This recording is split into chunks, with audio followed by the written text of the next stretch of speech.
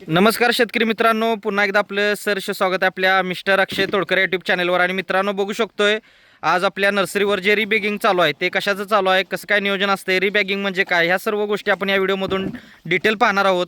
तत्पूर्वी हा व्हिडिओ आवडला तर व्हिडिओला लाईक करा, शेअर करा, चॅनलवर नवीन असाल तर सबस्क्राईब करा आणि व्हिडिओ हा लास्टपर्यंत पहा, जेणेकरून आपल्याला पूर्ण डिटेल सविस्तर माहिती मित्रांनो या व्हिडिओमधून आपल्याला मिळणार आहे.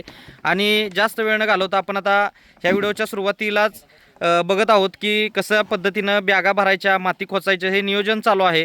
यापूर्वी आपण फळझाडांचं जे नियोजन होतं, मोठी तयार आंबा, पेरू, लिंबू, चिक्कू अशी बरीचशी काही जी झाडं आहेत ते बॅगा बदलायचं जे काम चालू होतं ते आपण पाहिलं होतं. आणि त्यानंतर आज रोजी आपण हे जे झाड बघतोय ते शोचं पामचं, हे फॉक्सटेल पाम म्हणून आहे.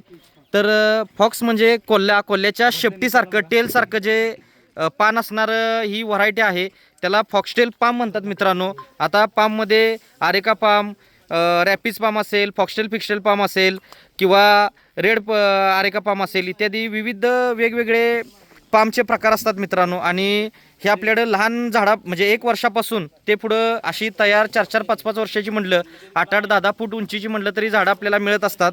आणि बघू शकतो की आता हे 60 किलोच्या बॅगमधली जी झाडं आहेत ती 150 किलोच्या बॅगमध्ये म्हणजे 30 बाय 30च्या बॅगमध्ये ही शिफ्ट करायची चालू आहेत. आणि बघू शकतो की किती झाडं आपण ही क्वांटिटीवर, कारण आपली जी नर्सरी आहे ती क्वांटिटीवर काम करणारी आहे आणि अशी सर्व प्रकारची क्वांटिटीवर रोपं मिळत असतात मित्रांनो. आपली जी नर्सरी आहे ती कोल्हापूर जिल्ह्यातील शाडू तालुक्यात मलकापूर या गावी आहे. 35 एकरात नर्सरी आहे, शासन मान्यता आहे, खात्रीशीर रोपांबरोबर फ्री सल्ला मदर्शन देणारी महाराष्ट्रातली सर्वात जुनी सर्वात मोठी नर्सरी आहे.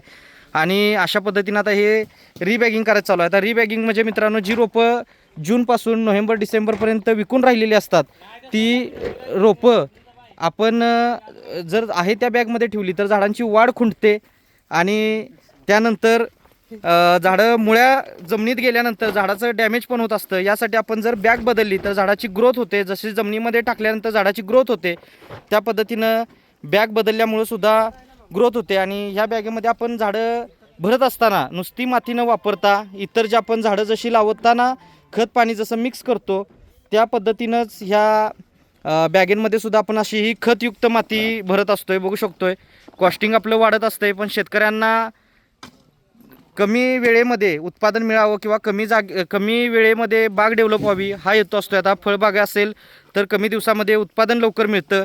आणि जर अशा काय शोच्या ऑर्नामेंटल काय व्हरायटी असतील तर यामध्ये शेतकऱ्यांना लवकर प्लॉट त्यांचा जो काय आहे, फार्म हाऊस आहे किंवा घराच्या आजूबाजूची जागा आहे, ती गार्डन आहे, हे डेव्हलप होत असते मित्रांनो. त्यासाठी अशा मोठ्या झाडांची त्यांना मदत होत असते. आता प्रत्येक शेतकऱ्याची रिक्वायरमेंट वेगळी असते, त्यामुळं आपण लहान झाडापासून मोठ्या झाडापर्यंत असं नियोजन ठेवलेलं आहे आपल्या नर्सरीमध्ये, कारण नर्सरी मोठी आहे. आणि ह्याच्यामध्ये दुसरा एक विषय आहे की जी फळझाडं असतील किंवा काही झाडं आहेत वनशेतीमधली ती पण आपण मोठी देतो आहे. कारण ज्या शेतकऱ्यांची जागा जात्या, धरण असेल, रस्ते, कॅनॉल, बंधारे यासाठी गव्हर्मेंट प्रोजेक्टसाठी जी जागा ॲक्वायर होत असते त्यामध्ये शेतकऱ्यांना नुकसान भरपाई मिळावी या हेतून आपण मोठी झाडं त्यांना आपण प्रोव्हाइड करत असतो मित्रांनो. तर अशा पद्धतीनं ही मोठी झाडं तयार करण्याचं इथं जे काम चालू आहे. आता रिबॅगिंग तर तुम्हाला माहीतच आहे, छोट्या बॅगमधून मोठ्या बॅगमध्ये टाकलं जातं, खतयुक्त माती त्यामध्ये वापरली जाते, पहिल्या झाडाची पिशवी काढून दुसऱ्या पिशवीमध्ये हे झाड भरलं जातं. आता ह्याचे बरेचसे व्हिडिओ आपल्या चॅनलवर उपलब्ध आहेत.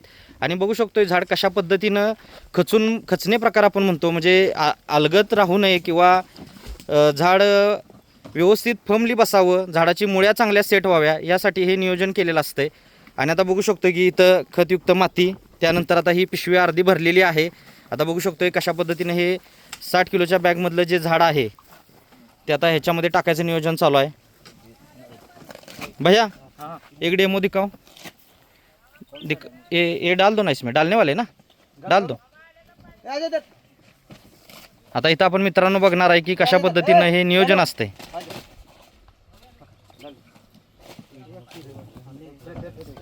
बघू शकतो आपण आता मित्रांनो हे एका मागं जी काय मेहनत आहे किंवा जे काय नियोजन आहे ते कशा पद्धतीनं आहे. आता बघू शकतो अर्धी माती भरली होती, त्यानंतर आता हे झाड टाकलेलं आहे आणि झाड व्यवस्थित सेट करून बघू शकतो आपण. आता आमचे शेलार मामा आहे तिथं कशा पद्धतीनं झाड व्यवस्थित सेट केलेलं आहे. शेळके मामा आहेत आणि त्या पद्धतीनं नियोजन आता आमच्याकडे 200-250 स्टाफ आहे आणि खेळीमेळीचं वातावरण बघू शकतोय. भय नमस्कार. बघू शकतोय कशा पद्धतीनं इकडं आमच्या अकुळकर मामा आहेत. हा, आमच्या नर्सरीचे जेम्स बॉन्ड. तर बघू शकतो आपण अशा पद्धतीनं हे नियोजन आहे. आता गेली 30 वर्ष झालं ते आपल्या नर्सरीसाठी काम करत आहेत. आणि अशा पद्धतीनं आता बघू शकतो की ज्यावेळेस झाड टाकलेलं आहे त्यानंतर आता हे माती भरायचं काम, अशा पद्धतीने मित्रांनो हे सिस्टमॅटिक काम नियोजन चालू असतंय. तर मित्रांनो आता आपला जास्त न वेळ घेता आपण ह्या व्हिडिओमध्ये थांबणार आहोत इथंच. व्हिडिओ आवडला असेल तर व्हिडिओला लाईक करा, शेअर करा, चॅनलवर नवीन असाल तर सबस्क्राईब करा. आणि तुम्ही हा व्हिडिओ लास्टपर्यंत पाहिला त्याबद्दल आपले मनपूर्वक आभार. धन्यवाद. आपला दिवस शुभ असो. भेटू नेक्स्ट व्हिडिओमध्ये. जय हिंद, जय महाराष्ट्र.